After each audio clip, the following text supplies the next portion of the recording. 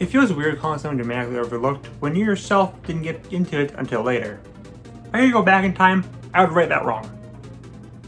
I would probably kill Hitler or something. Wander Over Yonder is a 2013 animated Disney show that started off as relatively obscure, but very, very slowly got a following. It focuses on the titular Wander and his friend Sylvia going around helping various people, all while they're being followed by an evil skeleton. I can relate.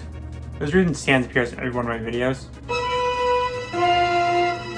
The show was made by Kramer Kraken, being his first show after leaving Cartoon Network after he made Powerpuff Girls and Foster's Home. This is a show I've talked about many, many times, but never gave more than a brief statement in a countdown. I think it's finally time to dive into it now it's its 10th anniversary. Now this is usually the part of my reviews where I say I loved this show as a kid, but nowadays it's very divisive. But neither is true actually. I barely heard anything about this show when it was coming out, and I didn't even watch it until 2020. Which I did so since I heard it was a fun, happy, lighthearted show, and I needed something to pick me up after my grandpa died.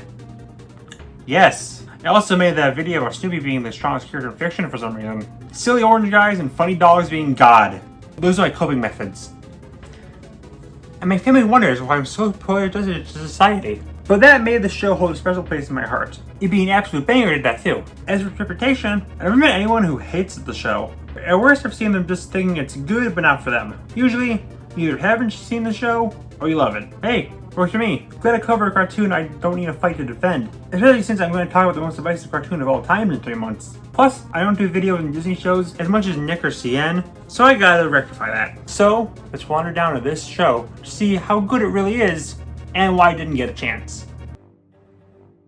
So Wander has an interesting premise. It's all about the main characters going to different worlds in every episode, and thus meeting a new cast of characters every episode. There's a few characters that appear multiple ones, but it's mostly just the main 4. Wander is the actual, genuine, silliest Billy ever created. All the sillies ever made were put into a chamber, put through rigorous tests, until only one came out. And we got this furry peanut who will always see the best in people no matter what. He's funny, but he's also got the heart of the show thanks to his goal to make everyone happy, which is a genuine goal, and we'll see why later when I get into the spoilers. Oh yeah, there's a spoiler section by the way, oops! He's voiced by Jeff McBrayer, and you don't usually see celebrities voice main characters unless it's a big reboot. But Jack had told Craig in the past that he was a fan of animation, and he kept it in mind. Now, I can't really see anyone else voice him. He brings such a goofiness, yet also genuine kindness to the character, along with blending his stupidity and also cleverness. Oh, and also his hat is sentient. I love Mario Odyssey. Yeah, there's not much to say about the hat. It's definitely more of a gimmick than a character, but it did psychologically torment someone for a full episode, so that's fun. Sylvia is the good old mass murderer of the show. She was a former bounty hunter who worked with literally just Han Solo until Wander meets with her. I'm serious, you deploy Wander in Russia and war is over. While redeemed, she's still the muscle of the series, and her go-to is usually the good old homicide, until Wander drops a diss track and why murder is bad. Yeah, no, I really like Sylvia. I like that she's just more than a murder hobo. You can really tell she cares for Wander, and there's a reason why she's his partner. But she also looks like Yoshi, and that's funny. Lord Hater. The man, the myth, the funniest skeleton. Yeah, I said it. Suck it, Sand! While I do lean towards Wander for overly sappy reasons, it's clear Hater is the premier character of the show. In reality, he's kind of the main character, due to being the one who truly grows as the show goes on, and Wander is already omniscient. He starts off as a normal, goofy, wannabe evil cartoon villain, but he does slowly turn into your goofy, wannabe evil cartoon villain, who also maybe is not that bad, and grows to care for his minions and even enemies. Plus, he's like the actual funniest character in fiction. Like, I'm serious, every single line he has knocks me as dead as he is. Really owing to Keith Ferguson's delivery and voice. I still can't believe he, Blue, Reaper, and Glomgold would come from the same vocal cords. How does one react when the voice of God himself comes from your very mouth? There's a lot more to Hater. He's got a lot going on actually, but that requires looking at specific episodes. So that's why this segment is so bare bones. Hater leads a bunch of eyeball creatures named Watchdogs in an attempt to become the greatest villain of all time and conquer the world. And head of his eyes is Commander Peepers. He is really funny and works with Hater super well, but there's not much to him. I love the dude, he has some of the best writing, and I love that he's actually more interested in villainy than Hater is, but again, there's not much to him. Looks like once again the day is saved thanks to Wander and Sylvia. Holy Roll, you made a reference I understand! And that's all the really big ones. There's a few recurring villains or side characters, but they're not super important. Yeah, that's it, there's not really any more notable characters.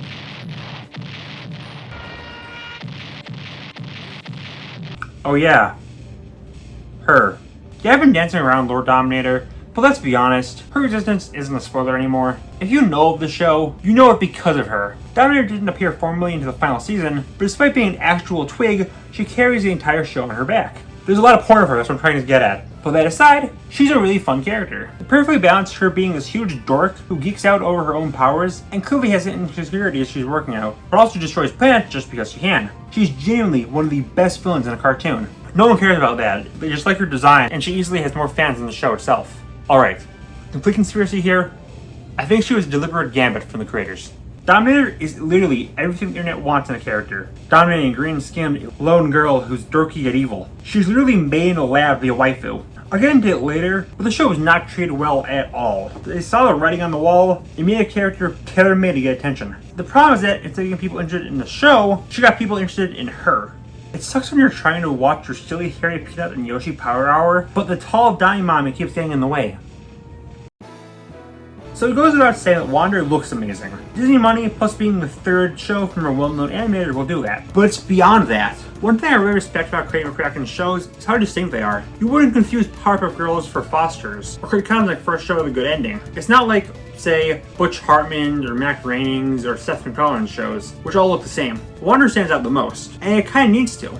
Again, the whole gimmick is that every episode takes place in a different world, so every episode has a whole different environment and people that live there. While I admit a lot of the worlds blend together, and I have trouble remembering which specific world was from which specific episode for them, I still do know each place. They're all super colorful and pretty, and while the locations may look somewhat similar, the races of aliens each place has are all super varied. From stereotypical gray aliens and little blobby guys, to what you see when you take all the droids at once, and a Redditor. I want to hold in my hands and shake them like a little ragdoll. Yeah, so super pretty show. I want to make out with it. It also helps how expressive the characters are. Hater especially. How can you make a character who doesn't have lips make the absolute best faces imaginable? I love it when cartoons defy both physics and God to animate a funny skeleton. I almost made it through this entire segment by mentioning the only thing people know about this show that isn't related to Dominator, but I'm a very predictable man, so here it is. Animation is so hard! People who do this for a living deserve more credit and respect! Okay, this is a spoiler section, I guess. I'm just going to talk about some of the episodes. There's not much to really spoil about it because this isn't the most story-based show. Mostly just, I might say some jokes, but because I'm very obviously wanting you to watch this show. Skip to this time frame for my final thoughts and the bonus segment where I make the shocking, unique statement that Disney is in fact not a good company. Again, there's not really much here, just in case you really think like knowing one or two small points or spoilers. But you can also like set a timer, mute the video, and then once the timer goes off, you can come back. That'd be really cool and epic and based. God, I miss the annotations. They work so much better than just hoping you skip without seeing the 12-minute makeout scene between Wonder and Hater. Okay, so I usually do favorite episode things in order, but the designated order for these episodes are kind of freaky. For example, when I watched On Demand, Picnic was the first episode. In reality, the real first episode is the greatest. Other things matter with it too, like Disney Channel and Disney XD having different airing orders. For this, I'll go with the order Wikipedia has. Teachers may tell me Wanda spawned from Satan himself, but it can at least tell me the right order of how to watch the funny orange alien show, right? This does raise one problem though. I kind of love every episode of this show, if there's any huge down points honestly. So if I don't mention an episode you really love, it's not that I don't love it, I just don't want to make a 2-hour long video.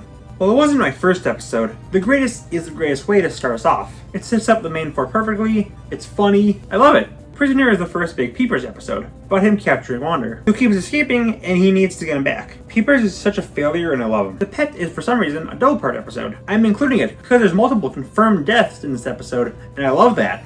Also, it's literally just retelling the first Alien film, but with Wander constantly being a scrimblow, stopping the monster from killing him. It ends with the Hater adopting the alien since his bites and acid don't do anything to him since he's a skeleton. There are no doubts millions of watchdogs who he's had to bury because of this thing, and I love that. The bad guy, holy frick, it's furry time, is about Wander and Sylvia going through a town where everyone is evil, and they have to blend in. The problem is that Wander will die if he's not completing Undertale pacifist mode, so he ends up being nice, only to be revealed that everyone was faking it.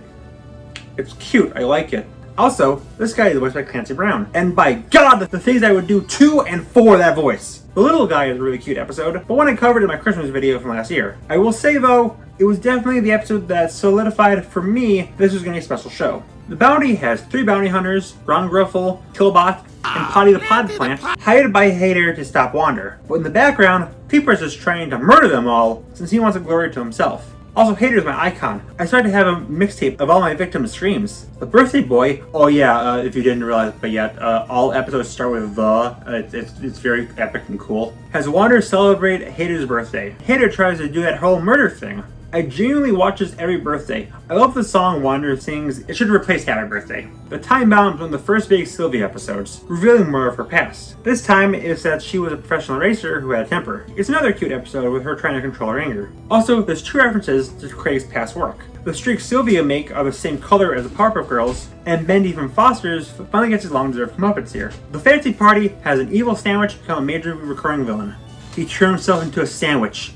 Funniest thing I've ever seen. The day is today. You can only repost this today. It's paired with a Night. They're basically the exact opposite in premise. Day has Sylvia protecting a sleeping Wander, and Night has Wander protecting sleeping Sylvia. The brainstorm highlights how great the Hater-Peeper dynamic is, with Peepers constantly giving plans to take over the entire tri-state galaxy, but Hater shooting it down since Wander will just stop it. You can probably predict what will happen, or you know it because this is a spoiler section, but I don't know, maybe you're just a filthy freaking loser who doesn't follow directions. But either way, it's more Haters than Peepers. What else do you want? The Void is a created episode, as anything can happen in this void, which brings a lot of inside jokes and a very heartwarming ending.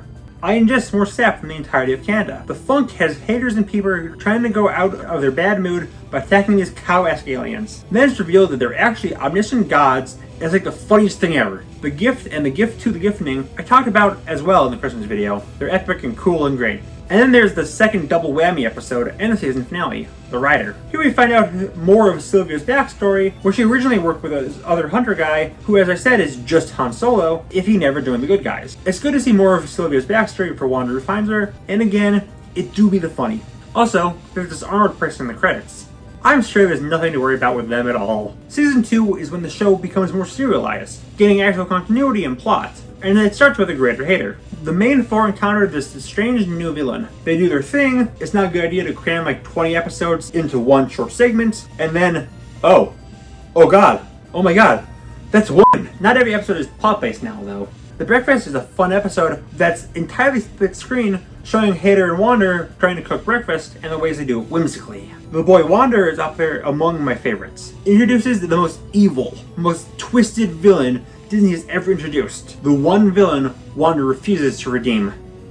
Weird Al. It's got a fun song, and how unbelievably seriously they treat this is great. The Wanderers is when we go from the funny to the sad. It's an episode that holds a super special place in my heart. I might genuinely want to make a video on it alone. And genuinely, if someone ignored the warning at the start, I still don't want us to be spoiled. I feel like I'm hyping this up for it's admittedly a small moment, but I don't know. It just completely blindsided me, and for that, it's my favorite individual moment in the show. The It does not include scary clowns, but instead includes Wander and Hater playing games and having fun. There is no danger. Lord Dominator?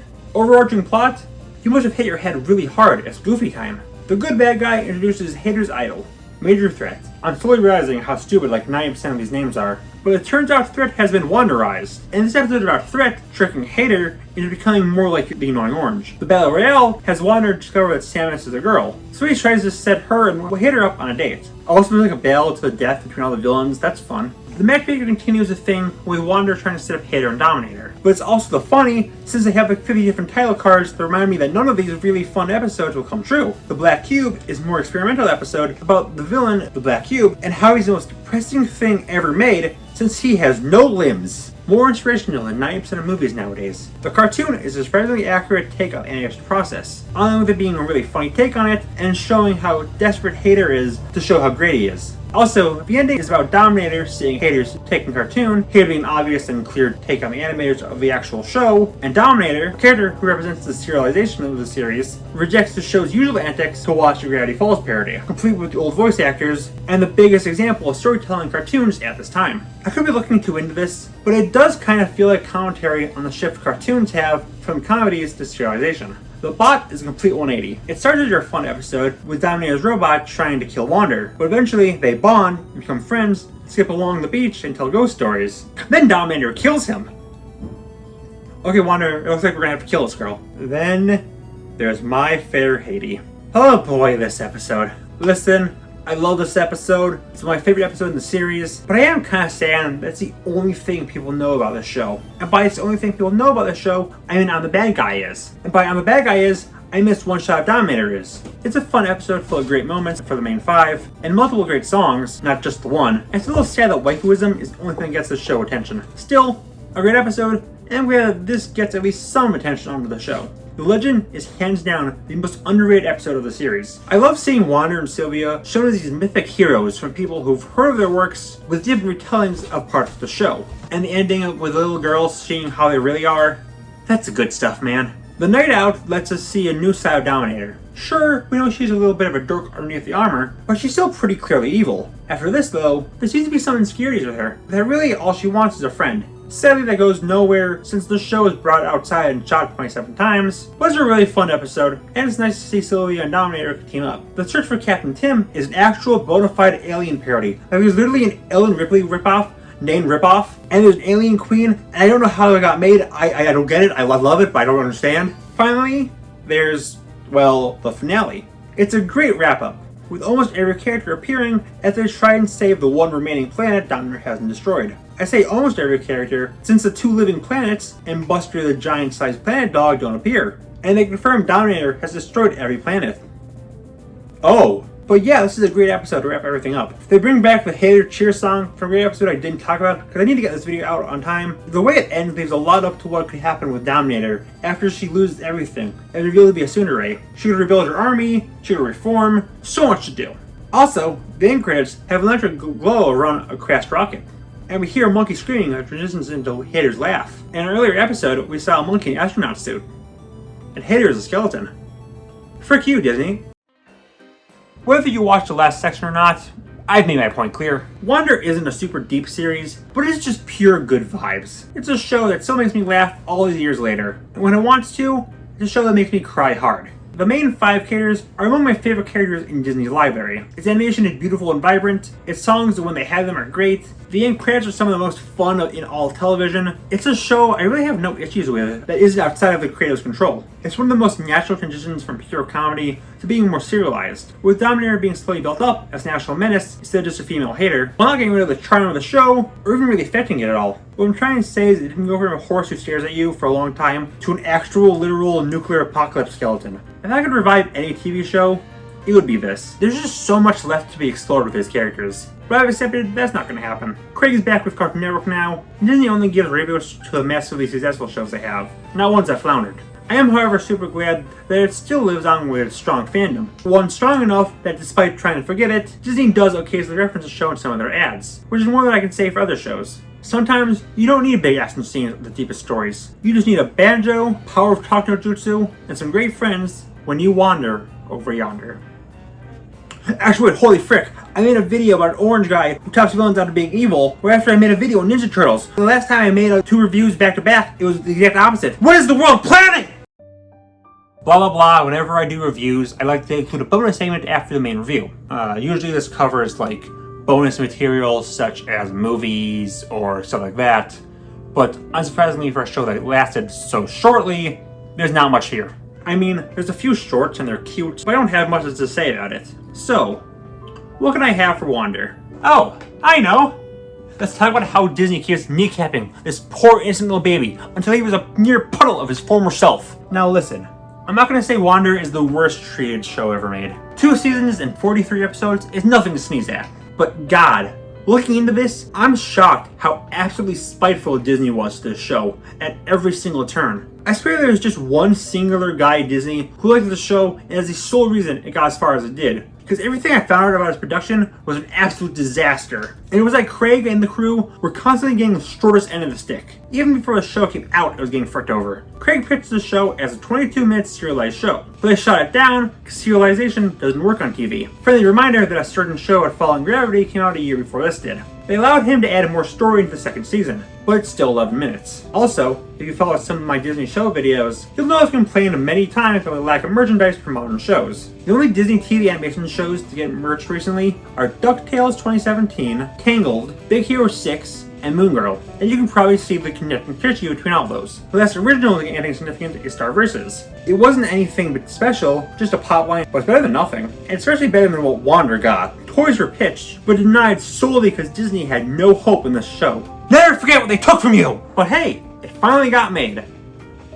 then Disney immediately killed it. Lack of advertising is one thing, but only 9 episodes into the series, it was moved from premiering on Disney Channel to Disney XD. If you don't know Disney XD, it's Disney's super cool epic channel for a slightly older audience. It's also not available on most default cable providers and needs to be purchased for extra. So basically, it's a death sentence for any show, original or otherwise. Motor City, Tron Uprising, Future Warm, Right Now Kapow, and Billy Dilly all only get 1 season. Yin Yang Yo, Kick Patowski, Randy Cunningham, 7D, Pen Zero, Pickle and Peanut, Lego Star Wars, and Mile Murphy's Law all only 2 seasons. Gravity Falls also only had 2 seasons, but that was self-inflicted. Disney actually wanted the show to go on longer, but it ended on the creator's terms since it was over. That started on Disney Channel, and was doing amazingly for the formerly flopping channel. So they moved it to premiere on XD to help boost that, and they got infinitely worse viewership than they got on Channel. But it's still the highest viewership XD ever got. The only show to get more than 2 seasons on XD are DuckTales and Big Hero 6, both of which are based on successful brands, and even then Big Hero 6 barely even qualifies as getting a 3rd season. It's significantly shorter than the first 2,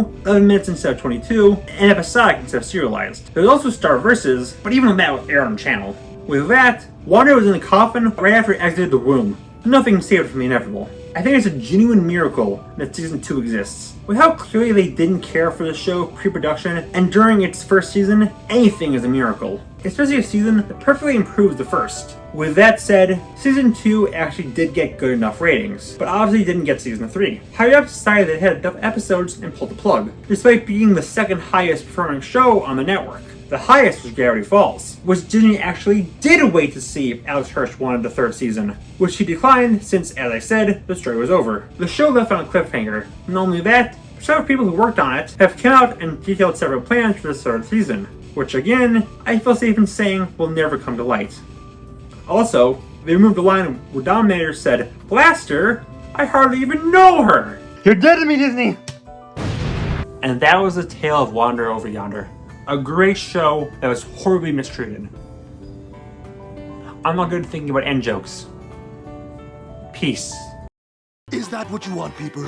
For me to marry the person I hate the most in the entire universe? The matchmaker continues the thing with Wander trying to set up Wander. Wait, what?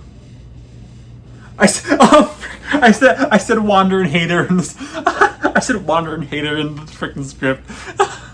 I don't know why I'm a hater and dominator. I'm sorry. The matchmaker continues this. I'm sorry.